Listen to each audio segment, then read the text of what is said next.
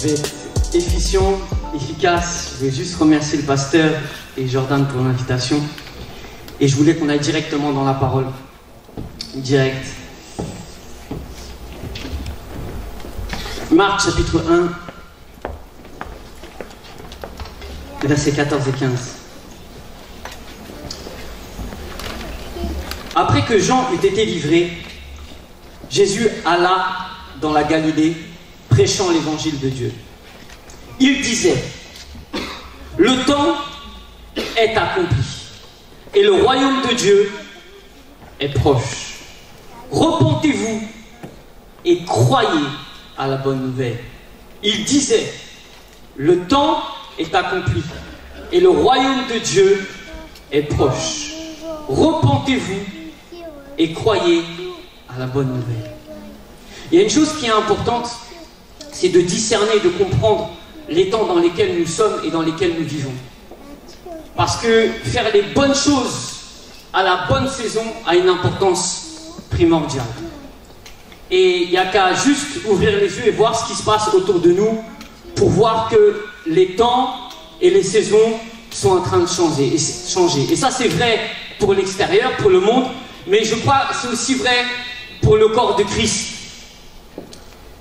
Et dans cette parole, il est dit, le royaume de Dieu est proche, repentez-vous et croyez à la bonne nouvelle. Il y a le temps qui passe, le lundi, le mardi, le mercredi, le janvier, le février, les années passent, 2016, 2017, 2018, 2019, ce qu'on appelle le chronos, le temps qui défile. Mais il y a aussi des temps accomplis, des temps opportuns, des temps favorables, c'est ce qu'on appelle le kairos en grec. Et lorsque le kairos, lorsque le temps de Dieu arrive, il est important d'avoir la bonne mentalité, d'avoir la bonne attitude et de faire la bonne chose au bon moment. Parce que c'est ce qui va nous permettre de pouvoir être synchro, en symbiose, en unité avec ce que Dieu veut et la perspective que Dieu a dans le moment présent. Et donc le temps défile, mais il y a des moments précis où Dieu va vouloir faire des choses précises. Et là, je ne peux pas arriver avec ma mentalité du passé dans une saison qui est nouvelle. Je ne peux pas arriver avec mes blessures du passé dans une saison qui est nouvelle. Et je ne sais pas de quel background vous venez, de quel passé vous venez, mais une chose que je peux voir en prêchant dans différentes églises dans le corps de Christ, c'est que beaucoup sont blessés, beaucoup ont été déçus dans leur passé, beaucoup ont expérimenté le rejet. Et ça, parfois, ça nous a refroidi, ça nous a mis un coup de froid dans notre vie spirituelle. Ça a mis parfois même un coup de ralentissement, ça nous a figés sur place. Ça a cristallisé nos peurs, ça nous a renfermés parfois même dans la honte, dans l'humiliation, dans les blessures. Mais il y a une chose que Dieu veut faire actuellement, c'est pouvoir guérir nos cœurs, pouvoir guérir le corps de Christ de ces déceptions, de ces hontes, de ces peurs, de ces blessures du passé, pour pouvoir rentrer pleinement dans ce que Dieu a pour nous. Et cette guérison va commencer à prendre place, elle va commencer à germer. Dieu va vouloir faire une mise à jour de nos pensées. Dans ce verset qu'on vient de lire, il dit repentez-vous. Le mot repentance, c'est le mot métanoïa. Le mot grec métanoïa qui veut dire un changement de pensée, un changement de cœur, avoir une pensée renouvelée. Et Dieu veut que nous puissions renouveler nos pensées, faire une mise à jour, un update. Il va falloir mettre des choses à la poubelle, nos peurs, nos blessures, et pouvoir agir pleinement, pouvoir être libéré pleinement, pouvoir avancer pleinement dans la saison de Dieu et dans l'avancement que Dieu veut faire pour son œuvre, pour son royaume, ici, en France, ici, dans cette ville, ici, dans cette région. Et nous, en tant que corps de Christ, nous avons une véritable responsabilité envers cela. Les regrets, l'amertume, toutes ces choses-là, c'est le temps de Dieu pour la guérison. Souvent, les temps de désolation dans notre vie, on va passer par des temps compliqués. Quelqu'un est déjà passé par des temps compliqués? Il n'y a que moi, ou bien... Il n'y a que moi. Moi, je suis passé un peu dans toutes les sauces. Mais souvent, les temps de désolation laissent place à des accomplissements prophétiques, à des accomplissements de la volonté de Dieu. Alors, je ne sais pas, peut-être tu es passé par un temps difficile, peut-être tu es passé par un temps de désolation, de complications, d'épreuves, de lutte. Mais peut-être ceci, c'était juste un temps, une phase, avant de rentrer pleinement dans ton appel, avant de rentrer pleinement dans la volonté de Dieu, afin de rentrer pleinement dans un cycle, un bon cycle, un cycle de vie orchestré par l'Esprit de Dieu et par la volonté de Dieu. Dieu veut faire une chose nouvelle, te faire entrer dans une saison nouvelle. Et ça va commencer par une chose. Commencer à dire, je veux être guéri de mes temps compliqués. Quelqu'un veut être guéri de ces temps compliqués? Parce que des fois on garde des choses dans le cœur, on ne le dit pas, ça ne transparaît pas. On ne le dit pas au pasteur. On ne le dit pas à son responsable. Mais on arrive avec nos bagages chargés. Et on veut avancer, mais on est là avec nos bagages chargés. Et je veux avancer, mais non. Ton sac à dos est rempli de cailloux, de pavés. C'est lourd à porter. Et c'est le moment de se décharger, d'enlever ce sac à dos qui est lourd. Et de commencer à être léger pour pouvoir avancer plus vite. Et voir les choses, avoir une perspective nouvelle. Avoir des envies nouvelles. Avoir des relations nouvelles. Avoir des connexions nouvelles. Mais je ne peux pas arriver dans cette nouvelle relation avec mes peurs, sinon je vais me comporter différemment. Je vais soupçonner le mal là où il devrait y avoir de l'amour. Dieu veut nous guérir. Dieu veut restaurer nos cœurs. Il veut restaurer le corps de Christ. Trop longtemps, il y a eu des divisions entre les dénominations. Il y a eu des guéguerres, même parfois inter-églises ou des fois même dans la même église. Mais Dieu veut souffler un vent de restauration et de guérison dans le corps de Christ, afin que la main ne dise plus au pied, on n'est pas du même corps. Afin que le pied ne dise plus à la jambe, je n'ai pas besoin de toi. Mais que tous ensemble, dans l'unité et dans la guérison, nous puissions bâtir véritablement le royaume de Dieu dans cette nation. Et voyons notre nation qui est en train de se battre. Des gens qui sont remplis de désespérance, de désespoir, qui poussés à bout, basculent dans la violence.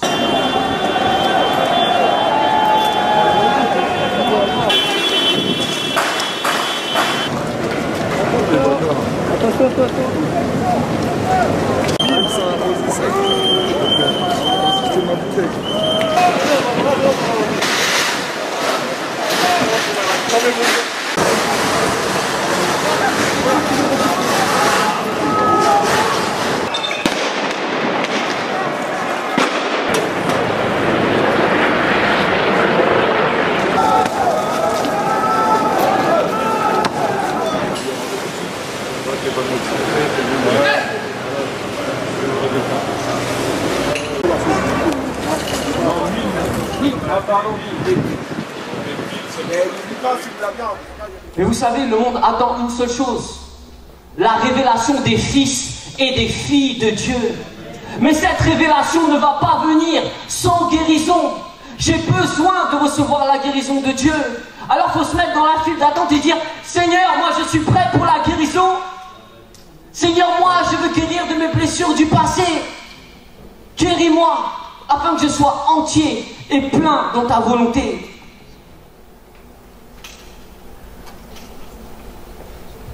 Et ces temps de désolation, parfois peuvent être bénéfiques, parce qu'elles vont nous donner une force aussi pour l'avenir.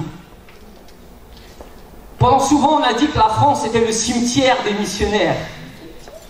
C'est le cimetière des hommes et des femmes de Dieu, où c'était une terre desséchée, où la parole de Dieu, elle se faisait rare, où c'était dur pour ouvrir des chemins. Pourtant, nos aînés, eux, ils ont ouvert des chemins, mais ça n'a pas été facile. Ça a été compliqué. Mais ils l'ont fait quand même. Ils ont réussi. Et il y avait un homme de Dieu qu'on appelle Ézéchiel, qu'on a placé dans une vallée où il y avait des ossements secs, un peu comme en France où les ossements sont un peu secs. Et Dieu lui a dit, commence à prophétiser sur ces os secs. Il a commencé à ouvrir la bouche selon la parole de l'Éternel. Il a commencé à prophétiser sur ses ossements. Et il s'est passé quelque chose. Il a commencé à avoir un bruit qui s'est créé. Puis du bruit, les os ont commencé à se rapprocher. Il a commencé à avoir de l'unité. Les églises ont commencé à se parler entre elles. Les hommes de Dieu ont commencé à se parler entre eux. Les différents ministères ont commencé à parler entre eux. Et là, c'est la restauration. Et donc, Ézéchiel, il a parlé, un bruit, un mouvement. Mais ça ne s'est pas fini là. Ensuite, il y a l'esprit qui est venu en eux et ça a commencé à former quelque chose. Quelque chose a commencé à se construire soudainement. Quelque chose a commencé à germer soudainement. La chair est venue, les nerfs sont venus. Et ces ossements secs ont commencé à devenir des hommes.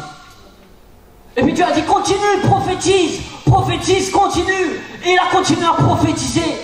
Et alors ces ossements secs sont devenus des hommes, des femmes, et ils se sont mis debout. Et ils se sont mis à parler.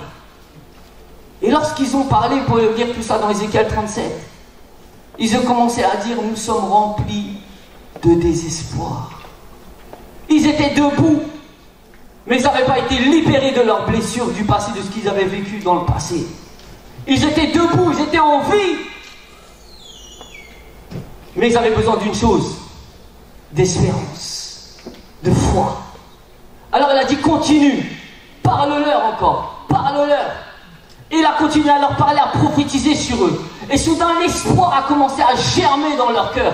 L'espérance a commencé à germer dans leur cœur. Et ça les a transformés. Ils étaient une armée nombreuse, prêts au combat. Et c'est ce que Dieu veut faire avec le corps de Christ. Il veut envoyer sa guérison. Il veut envoyer un esprit d'unité. Afin que nous puissions pleinement être une bénédiction, une lumière pour cette nation.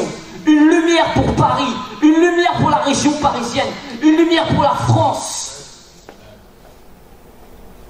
Parce que nous tous, nous avons un point commun, c'est que nous sommes sur le même territoire. Et Dieu veut nous planter véritablement dans ce pays. Il ne veut pas que nous soyons là juste pour être là, mais il veut que nous soyons là et être plantés, être enracinés. Et occuper pleinement ce territoire, afin que notre lumière brille pleinement. On ne met pas une lumière sous le boisseau, mais on le met sur le chandelier, elle éclaire tout le monde. Et c'est ce que Dieu veut faire avec toi, avec ton voisin, ta voisine. Il veut que nos lumières brillent de plus en plus. Et nous avons cette responsabilité-là de notre territoire. Nous avons aussi une responsabilité par rapport à notre génération. Nous devons atteindre notre génération. Un territoire, une génération, mais aussi une communauté.